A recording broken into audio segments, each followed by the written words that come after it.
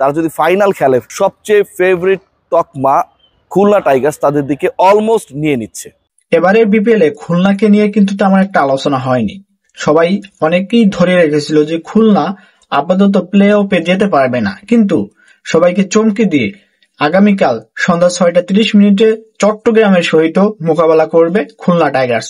মেহেদী হাসান মিরাজের নেতৃত্বে অসাধারণ দুর্বার খুলনা টাইগার্স। খুলনা টাইগার্স কিন্তু এতটাই দুর্বার যে দুর্বার রাজশাহীকে কিন্তু দুর্বল করতে সক্ষম হয়েছে। একটা সময় সবাই ভাবছিল যে রাজশাহী এত আলোচনা, সেই রাজশাহী হয়তোবা এবারের বিপিএল এ প্লে অফে যাবে খুলনাকে হটিয়ে, কিন্তু খুলনা শেষ পর্যন্ত এই সুযোগটা আর করতে দেয়নি।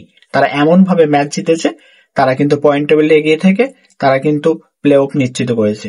এবারে বিপিএল এ সবাইকে নিয়ে আলোচনা হয়েছে মোটামুটি, একমাত্র সিলেট স্ট্রাইকার্স বাদে। সিলেট স্ট্রাইকার্স আসলে তেমন কোনো ধরনের কর্মকাণ্ড করতে পারেনি, ভালো বা খারাপ কোনো কিছুই করতে পারেনি।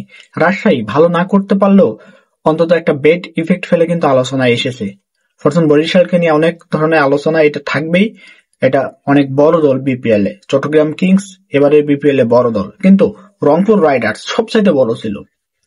টানা তারা 8টা ম্যাচ জয়লাভ করে পরবর্তী 5টাতে হেরে তারা টুর্নামেন্ট থেকে বিদায় নিয়েছে, এটা সবচেয়ে বড় চমক।